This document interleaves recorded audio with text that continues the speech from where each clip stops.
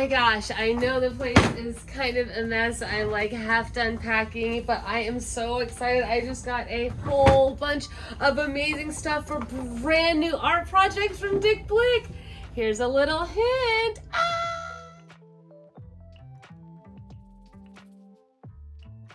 I actually got a book. I was not planning on it, but it just looked like it had such good information, really good photographs, really good descriptions. Hint, hint, wink, wink. Bet you can't tell what I'm doing. Yeah, I wanted to get into starting to make lino cut prints. Now, not necessarily on linoleum. I might do them on the rubber. I'll show you what I got.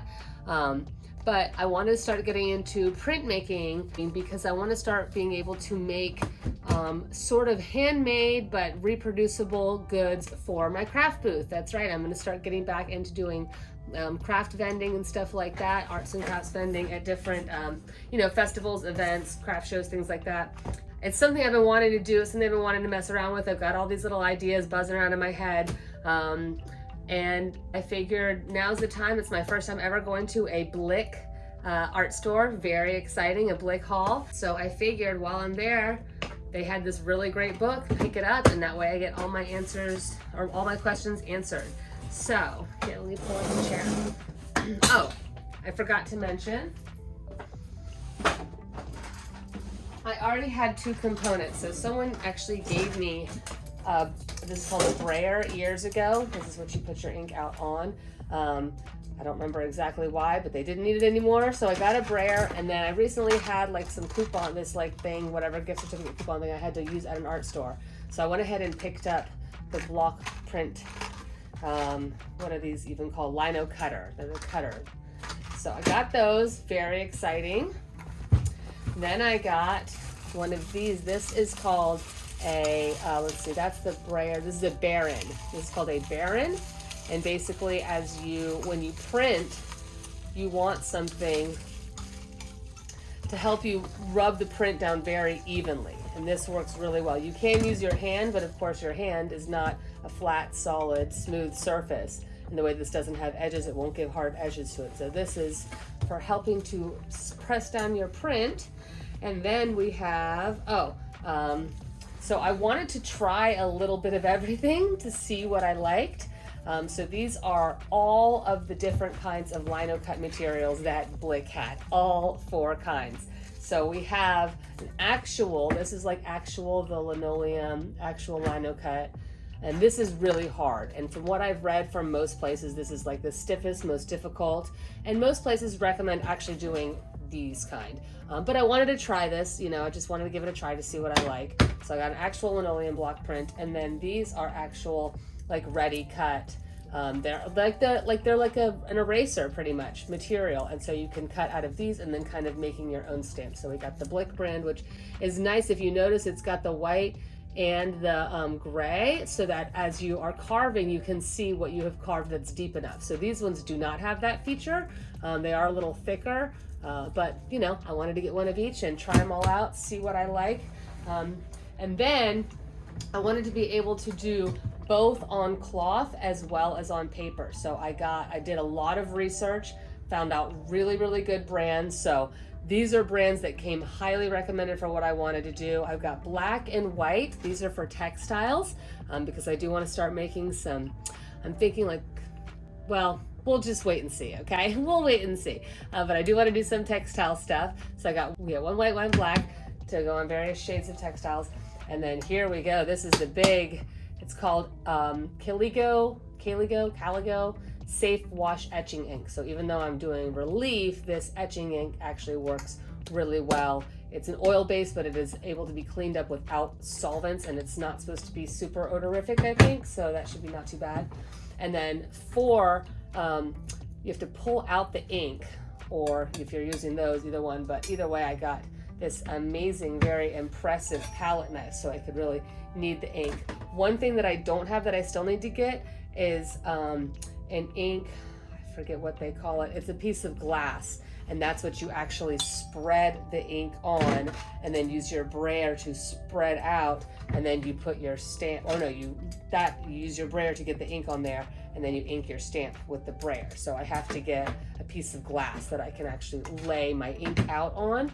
And then last but not, I guess I have two more, last for the lino cut is I just went ahead and got a little untreated cotton square bandana. I'm not necessarily going to make this as something decorative. I just wanted a piece of cloth that I knew was untreated, like that I knew was totally pure and ready to go, so that I could give it a little experiment, because I'm going to be doing it on both cloth as well as paper. So the last thing I have in here is actually art masking fluid. This is for my gouache for another project. So this doesn't have anything to do with that. But that's all that I got in my goodie bag. But check out this paper. Oh my gosh, you guys, I got some of the coolest paper.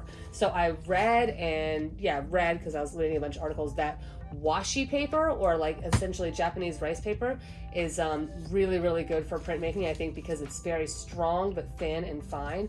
So I got a beautiful, nice big sheet of Japanese washi paper, right? So nice big thick sheet of this, or thin I should say, but sturdy, very smooth. And then check out these other papers I got. This is made from banana leaves, hence the yellow. It's very smooth, but I love the texture, so I love the idea of doing simple solid prints on this very textured thing. And check out, certainly last but not least, look at this.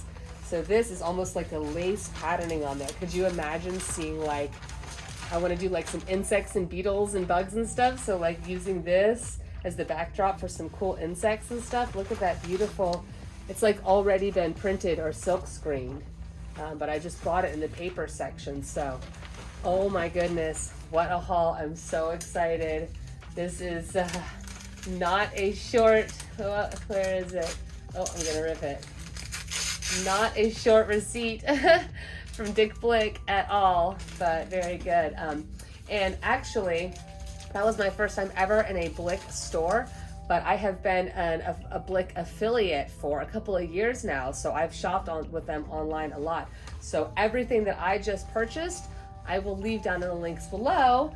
And if you purchase anything that I did, or just anything through my special links, it will help to support my channel without costing you not one single dollar extra. So thank you so much. I really appreciate it. I have some friends that just hang on to my Blick link, and every time they want to get art supplies, they just go right through my link. And so if you want to do something like that and really support this channel, I would really appreciate it. So yeah, this is very exciting. I think in this video I am actually going to play around with my materials a little bit too. So let's get started with that. Oh yeah. I decided to start with a nice big fat juicy beetle reference, because insects and other kinds of nature are sort of where I want to go with this anyways. And I figured a beetle, you know, could really have like some substance in there, would be good in a nice black printing. So I went ahead and drew it out on paper, and then I decided to color it in so I would get like a really good estimation of what the final print would actually look like. So I had my drawing already done about the correct size of the carving block, and this one I think is going to be a really good one for a first timer like me to use, because with the half gray, half white, you can really see how deeply you're supposed to cut. This great carbon paper that I used for transferring my images, so basically I just had to retrace the outline. And then once it came out, it was very, very faint, so I wound up having to one more time retrace the outline. So by the end of it, I have now drawn this beetle 3 times. Okay, so now that I've got my little beetle transferred and drawn onto this is a Blick Ready Cut plate, is the first type that I'm trying. Like I said, I got 4 different kinds, but this one is the one I'm trying. I like the idea of this because since it's got the gray on one side and the white on the other, you can actually make sure that you are cutting in deep enough to get a successful print, and you kind of know how deep to go and when you can kind of stop. So I think that's good for beginners like myself. I should mention, I actually did do an actual lino cut print one time when I was in like maybe middle school, might have been 8th grade, or might have been high school, like 9th grade. I can't remember exactly, but I was young. But I did one, and we inked it up and printed it and stuff like this. So like a long time ago, over 20 years ago, I did this method. So there might be some muscle memory left in here. Okay, so we have our 5 blades, all different shapes and sizes, and I was doing some reading in that book that I had picked up. The bigger the U shape or the V shape, the bigger the gouge, of course. So I'm gonna actually start with a pretty big one. Pop this in there, screw it on, and yeah, I'm gonna just kind of let her rip right here. So tell you my first impressions. Let's see. Oh, that is like butter. Oh my gosh, that is so smooth. Oh yeah, and that's what I had read, is that the white, which I guess this would be considered the white, and the pink, what do you call it, blocks rather than the actual linoleum are much softer, and you can just feel it too. This feels like an eraser, and this is kind of hard. You have to warm those up, but these are supposed to be much easier for beginners, and I can see why people said that. But yeah, this is like super easy. It's very easy to turn. It's like really kind of very intuitive right off the bat. Yeah, I feel like I can get like very precisely exactly where I want, even with a bigger blade. So they're also brand new. They're very sharp. That helps. But yeah, this is like, I mean, it's something that I feel like will be time consuming, you know, like to carve out every little thing, negative space, be very careful. Like I already kind of went over my lines a little bit in 2 places. So probably because I'm sitting here chatting and keep looking up, but yeah, I would say it's not difficult. Like I can only imagine wood carving or something would be really difficult, or probably this will be more difficult when I try that out. But this is actually, I mean, it's like butter. It's very smooth, very easy.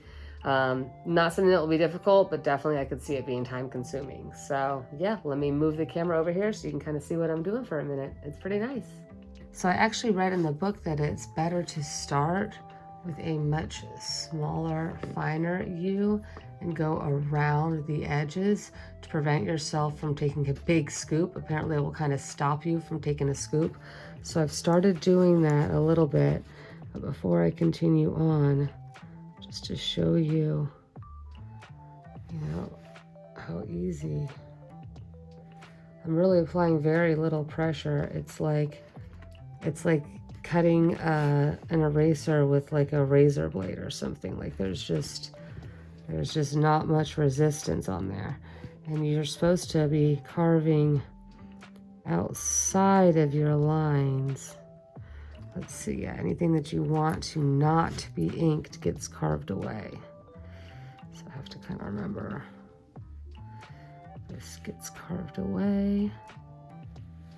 But yeah, you can see how I'm able to get pretty nice, you know, pretty precise edges and things, even for my pretty much first time. Oh, see, I keep going over my pencil lines a little bit, so I'm certainly not perfect. I definitely will have plenty of room to grow, believe it or not, after just doing something one time, but it's not bad.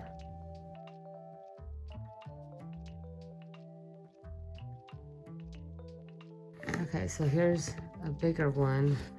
Now when I'm scooping between them, oh yeah, I can see that. Not that you can't possibly go past that cut you already made, but that it does kind of make a little stopping point for your slices.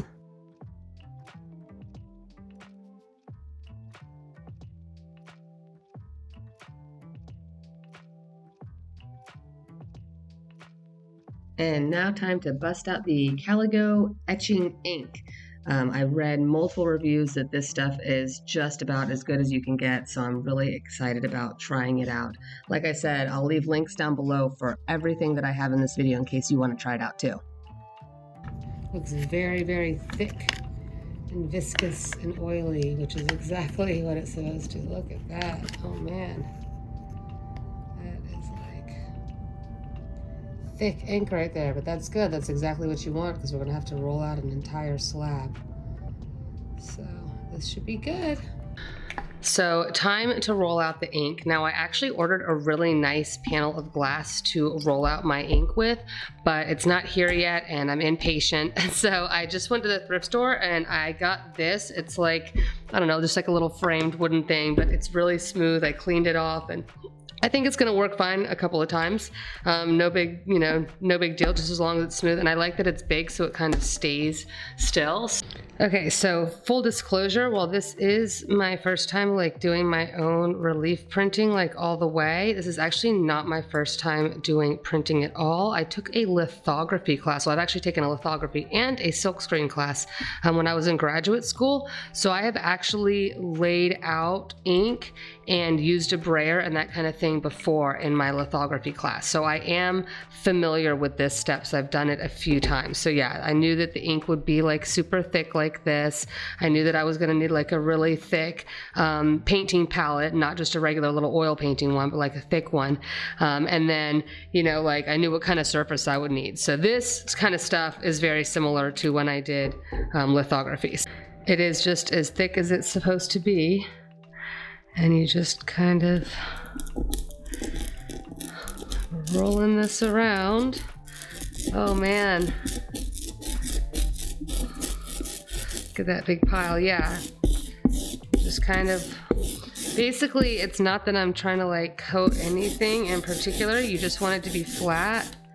And then you want this to be covered. Look at all the little spikes of ink. You just want this to be like flatly covered. So I'm just gonna kind of knead it out a little bit.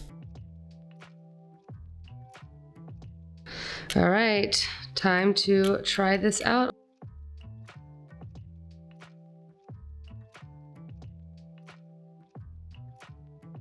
Okay, let's see how it goes. A little scrap of paper. I don't really know how to make it not like move. Might need to build a little universal holder or something. Ooh, okay. Yeah. That's not too bad. A little unevenness over here.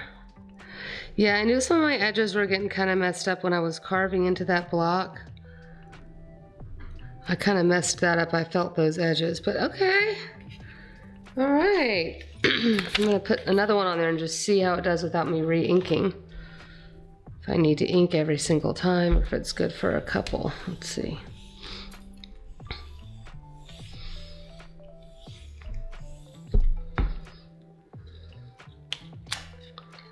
Yeah, need to re-ink every time. But that one's a little clearer actually. Cool, okay, lots to play with. I'll make another video because I have 4 other different materials. Well, I guess 4 in total. I have 3 other different materials. So I will make a video, in a little while. I'll compare the 4 and decide what's the best and all that kind of stuff. But oh my gosh, I'm so excited. This has been so amazing. I cannot wait to jump into this, like both feet at once, jumping in. Pretty happy with them. I mean, I'm realizing that the lines are bigger than I thought they were gonna be. See, they even look kind of bigger than that. But, I'm happy with the clearness of the print. Maybe not quite the image as much, but I'm happy with the clearness of the print. So, yay! So here's an up-close view of how those prints actually turned out. Like I said, I'm pretty happy with the quality, especially considering it's my first one. I don't love the image. I definitely would put less of these like white notches and things like that, but that's all right, neither here nor there. Immediately though, as soon as I knew that I could do this, I started carving more and creating more, and let's just say I am already delightfully getting carried away. I also wanted to show you the papers I first experimented with. So on the left is the banana paper, and on the right is the actual Japanese washi paper. And then this last one already had these very cool kind of lace images printed on it. And that one, I think, made it look like the little beetles were tattooed. So I've had such a fun time today sharing with you my first process. If you're interested in other alternative mediums that are super easy you can do, check out this other video I did for my very first time doing gold leaf. You literally cannot believe how simple it is to make things shiny and gold. Thanks for being here today, guys. I will see you next time.